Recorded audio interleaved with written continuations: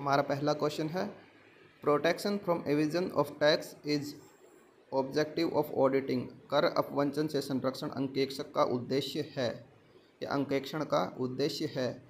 Option है primary, secondary, social या none of these. प्राथमिक, द्वितीयक, सामाजिक या इनमें से कोई नहीं। कर अपवंचन से संरक्षण अंकेक्षक का उद्देश्य है।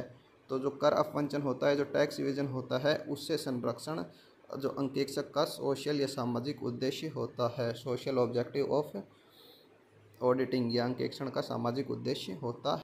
इसके बाद अगला क्वेश्चन है, protection of investors is objective of auditing. निवेशकों का संरक्षण लेखा परीक्षा का उद्देश्य है। निवेशकों का संरक्षण लेखा परीक्षा का उद्देश्य है। सोशल, इकोनॉमिक, सब्सिडरी या प्राइमरी। निवेशकों का संरक्षण लेखा परीक्षा का उद्देश्य है। सामाजिक, आर्थिक, सहायक या प्राथमिक। तो जो निवेशकों का संरक्षण होता है वह भी सोशल या सामाजिक उद्देश्य होता है लेखा परीक्षा का या ऑडिटिंग का।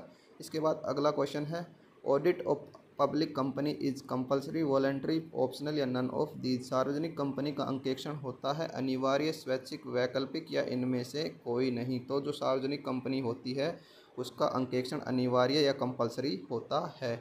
इसके बाद अगला क्वेश्चन है, ऑडिटिंग इज मैंडेटरी फॉर। अंकेक्षण किसके लिए अनिवार्य है? Cooperative societies, joint stock companies, religious trust या ऑल ऑफ द अबव। अंकेक्षण किसके लिए अनिवार्य है? सहकारी समितियां, जॉइंट स्टॉक कंपनियां या संयुक्त स्कंद कंपनियां, धार्मिक न्यास या उपरोक्त सभी।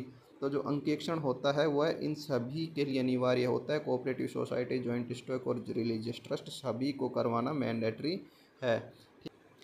इसके बाद अगला क्वेश्चन है, audit for business of sole trading is compulsory, essential, optional या नन ऑफ दीज। एकल व्यापार के व्यवसाय के लिए अंकेक्षण है।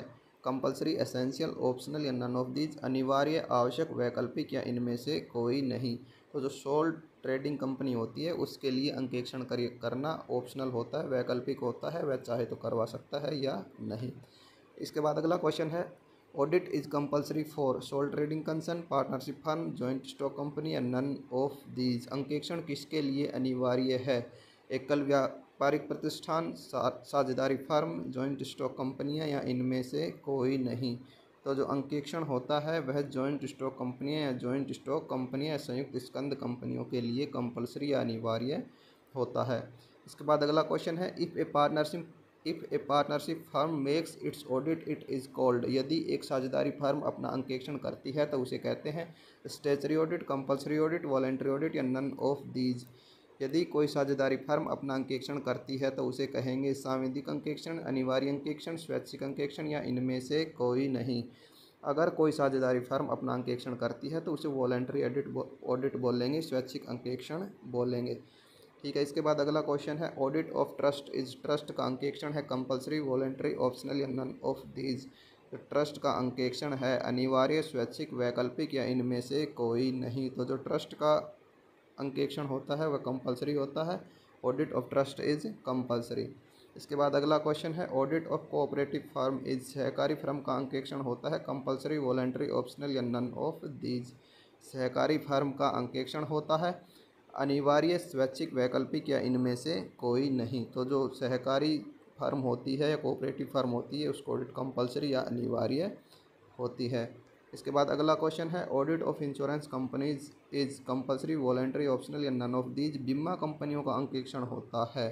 तो बीमा कंपनियों का अंकेक्षण भी कंपलसरी या अनिवार्य होता है। ठीक है, थैंक यू।